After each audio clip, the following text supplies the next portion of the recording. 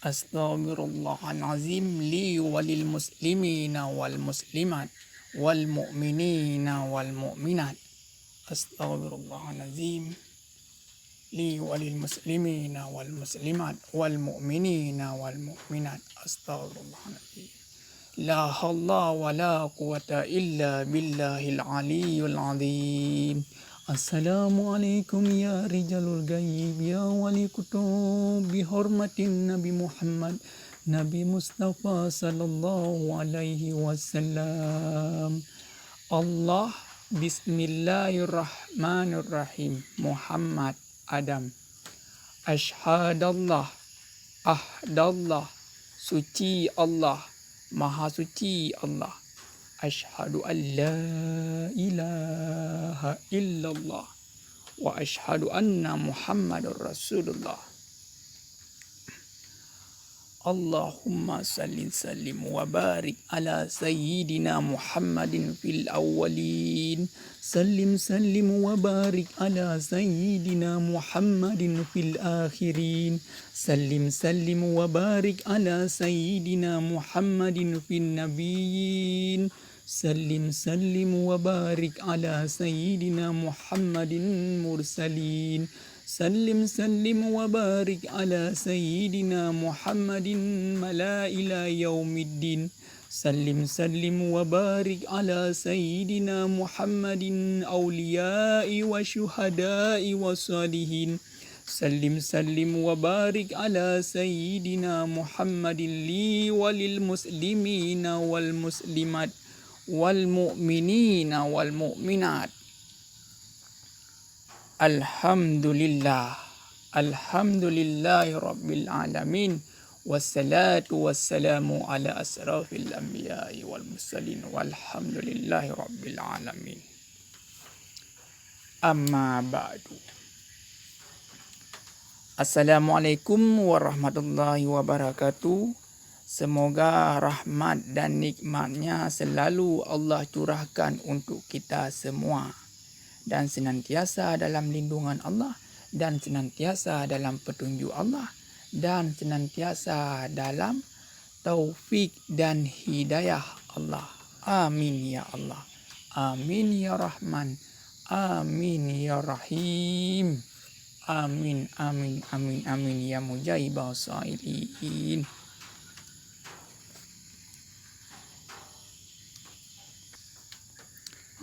Pada video yang ini, saya sedikit menjelaskan tentang akal pikiran dan tentang rasa.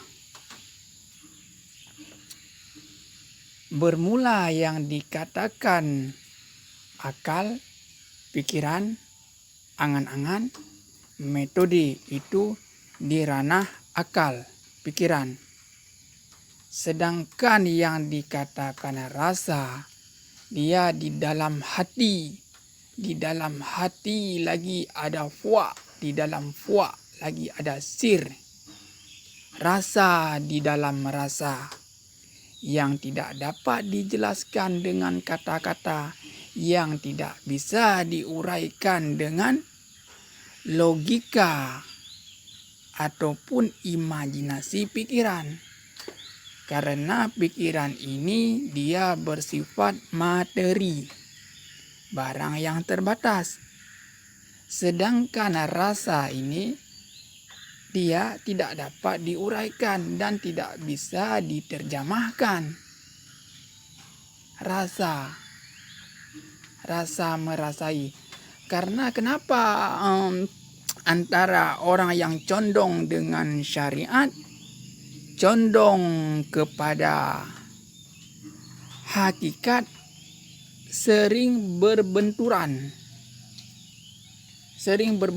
antara orang yang condong dengan terlalu condong dengan syariat, terlalu condong kepada hakikat, banyak berbenturan.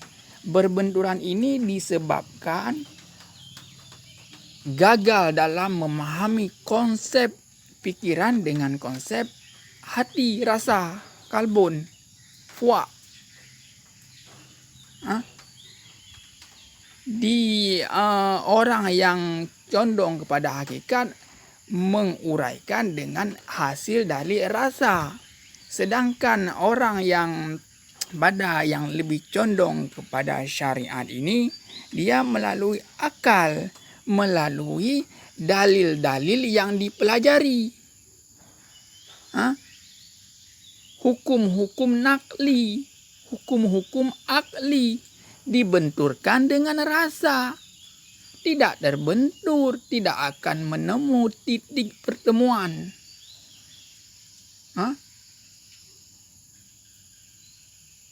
Antara rasa dengan pikiran tentu berbeda. Makanya pikiran ini dia harus ditaklukkan kepada hati. Pikiran ini kiblatnya ke dalam hati. Bukan hati berkiblat pada pikiran. Makanya kalimat-kalimat ataupun syair-syair puisi orang-orang sufi itu jika diterjemahkan melalui akal jelas berbenturan. Contoh saya katakan, aku itu kamu, kamu itu aku. Itu kan bukan tentang di pikiran, itu tentang rasa, pengertian rasa. Seperti saya contohkan, kita dan anak kita. Ketika anak kita dipukul orang ataupun dizalimi orang, marah atau tidak? Umumnya marah. Kenapa? Karena yang dirasai oleh anak kita, kita rasai oleh kita, rasa merasai. Satu, anak itu aku itu anak. Pengertian begitu, dirasa, bukan di pikiran. Kalau di pikiran ya jelas berbeda, anak ya anak, ayah tetap ayah. Di ranah rasa itu satu dalam rasa, bukan satu dalam pikiran. Begitu juga kalam-kalam orang sufi itu yang sudah tenggelam dalam lautan mahabbah kecintaan.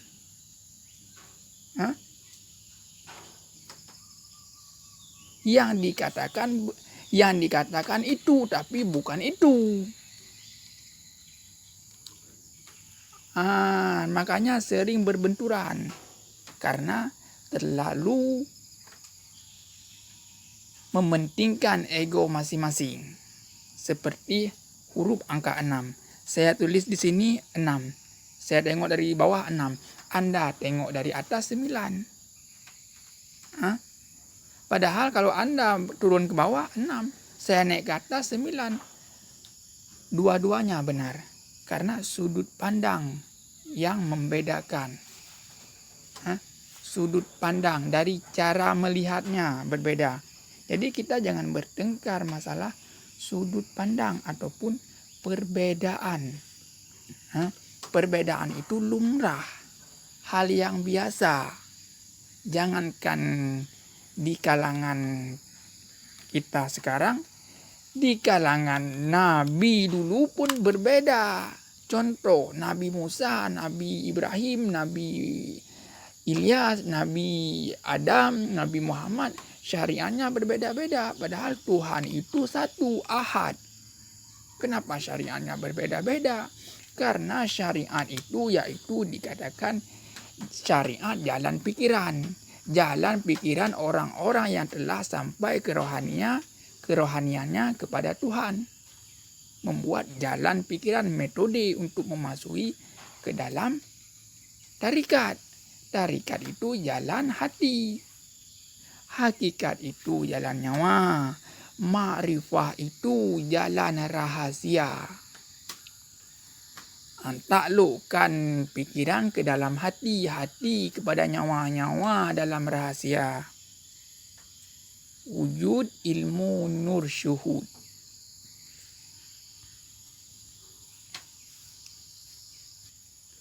Dianjurkan untuk supaya benar-benar berislam. Jangan menggunakan logika. menggunakan logika pada saat cara metode menggunakan logika. Setelah sudah masuk ke dalam peribadah, tinggallah logika.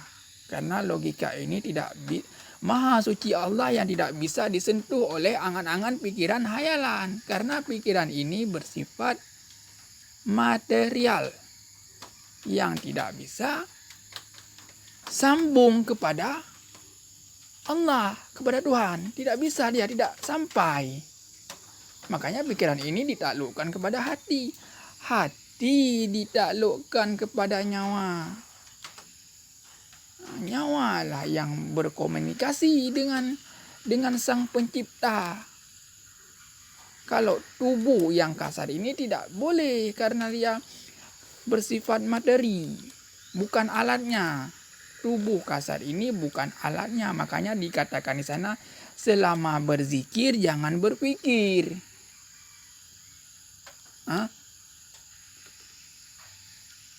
Selama beribadah itu jangan berpikir. Berpikir itu pada tata cara berwudu, tata cara ini itu berpikir. Macam mana cara macam mana. Kalau sudah Allahu Akbar itu sudah putus. Masuk ke dalam nurani nama hatiku. Wahazal baladil amin, dalam negeri yang aman. Mana negeri aman itu?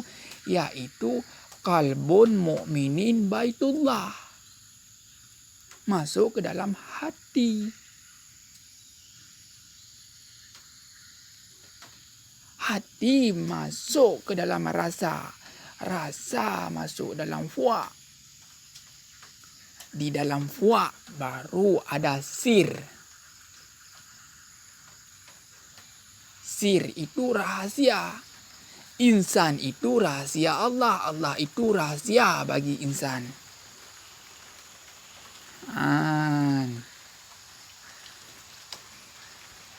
Tentang rahasia dan tentang zat ini, dia tidak bisa dijelaskan dengan kata-kata. Dia tidak bisa diuraikan dengan tulisan. Tidak bisa dilogika-logikakan. Karena dia bukan di ranah pikiran. Makanya disuruh bersihkan pikiran. Makanya sering dikatakan ilmu tasawuf itu ilmu potong leher. Kenapa dibilang ilmu potong leher? Karena di atas kepala ini tidak dipotong. Maksud dipotong, disuruh buang. Tidak boleh pakai akal. Untuk menuju kepada ketuhanan. Peribadatan. Ibadah-ibadah yang kita kerjakan jangan menggunakan akal, angan-angan, pikiran. Tidak akan sampai. Karena pikiran ini bersifat materi. Sudah saya katakan, pikiran ini bukan alatnya untuk berhubung dengan Tuhan, dengan Allah. Ibadah itu, solat, puasa itu kan koneksi untuk berhubung dengan Sang Pencipta. Menghadap kepada Sang Pencipta. Solat itu pelatihan untuk supaya kita sampai kepada solat daiman. Solat daim. Ingat Allah pada duduk, pada berbaring, pada tidur di mana-mana. Ingat Allah. Tidak mengenal tempat, tidak mengenal masa. Dimanapun. Cuman kalau di tempat-tempat yang seperti di WC, di tempat-tempat yang kotor untuk menghormati, ingat itu tidak usah dilahirkan dengan lisan, cukup di hati. Begitu dia ada aturannya. Supaya kita benar-benar beribadah, benar-benar tersentuh dengan apa yang kita buat. Ketika telah benar-benar tersentuh dengan ibadah yang dilakukan, niscaya perubahan akhlak mulai terukir. Dan apabila kita ibadah, solat, apa yang kita kerjakan tidak tersentuh ke dalam hati dan nyawa kita tidak merasai apa yang dilakukan, niscaya kita melakukan pun tidak akan mengubah akhlak kita. Bagaimana yang dikatakan sesungguhnya solat itu mencegah perbuatan keji dan mungkar. Kenapa sekarang banyak orang solat tidak bisa mencegah perbuatan keji dan mungkar? Karena solatnya itu tidak sampai kepada nurani, tidak sampai kepada nyawa. Masuk dalam logika angan-angan hayalan. Tidak sampai. Makanya tentang rasa ini tidak bisa dilogikakan. Maka carilah itu. Temui rasamu. Ketika engkau telah menemui rasamu, maka engkau akan menemui Tuhanmu. Barang siapa yang mengenal akan dirinya, niscaya ia akan mengenal akan Tuhannya. Barang siapa mengenal Tuhannya, maka binasalah dirinya. Wallahu a'lam bishawab. Mungkin ini saja yang dapat saya sampaikan. Lebih dan kurang saya mohon maaf. Wabillahi taufiq wal hidayah. Assalamualaikum warahmatullahi wabarakatuh.